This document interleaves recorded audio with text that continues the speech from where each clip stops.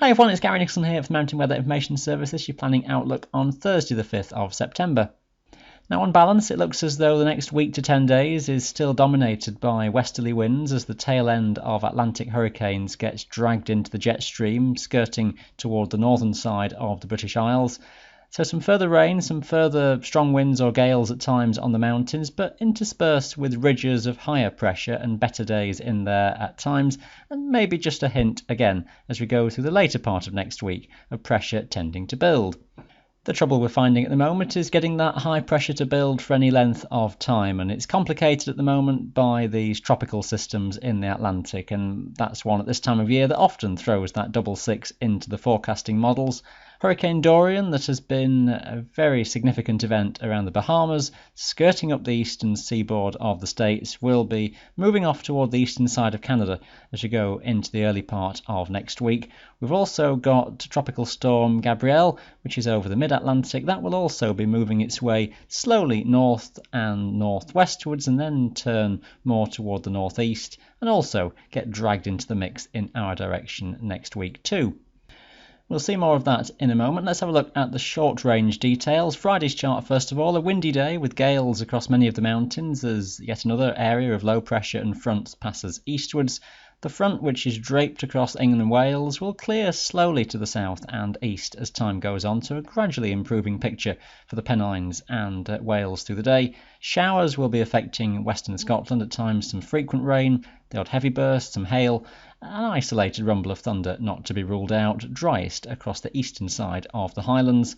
It'll be rather cool, temperatures only around 4 or 5 degrees at Munro level, so a bit of sleet can't be ruled out on the highest Scottish tops.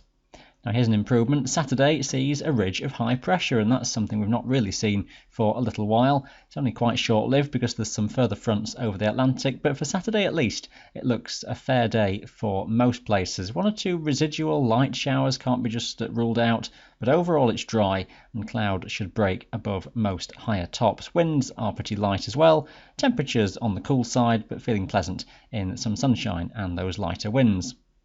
Now the warm front that was out towards the west will journey its way slowly eastwards into Sunday, just changing things particularly across the western side of Scotland, where low cloud will come in off the Atlantic as a southwesterly wind strengthens here, and that will bring in patches of drizzly rain, I suspect, as the day goes on, although not amounting to a great deal.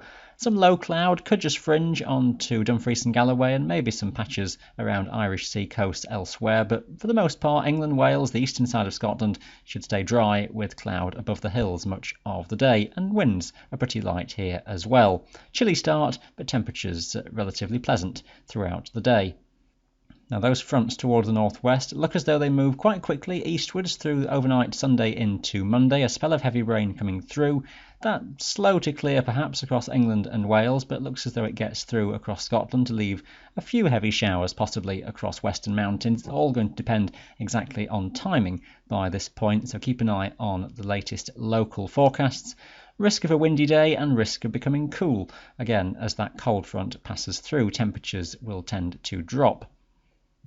Now by Tuesday, the next weather fronts are coming in from the Atlantic, and it's the low pressure that's centred south of Iceland, which is the remnants of Hurricane Dorian, having transitioned into a typical North Atlantic area of low pressure, as is common at this time of year. That's skirting toward the north of Scotland, but it will bring the risk of gales across the mountains and some heavy rain as those fronts come in to the western mountains of Scotland. Bit of uncertainty on exact timing. It may go downhill for many places through the day, so again, keep an eye on your latest forecasts. So let's take a look at the bigger picture for the rest of the week, and just rolling it back a day or so. So this is as we go into Monday. You can see the low pressure system off at Newfoundland and the little low that's featured over the mid-Atlantic too. That's Dorian and then Gabrielle. High pressure around the Azores ahead of that. If we just go onwards, I'll skip through into Tuesday as the remnants of Dorian passes towards Iceland. And the centre of low pressure, that's a quite small feature, which is the remnants of Gabrielle, also being dragged into the jet stream. That little bump that's shown there is all that's left of it, but it's a wave feature that could well form a little area of low pressure, perhaps through the middle or latter part of the week, with some fronts coming in off the Atlantic.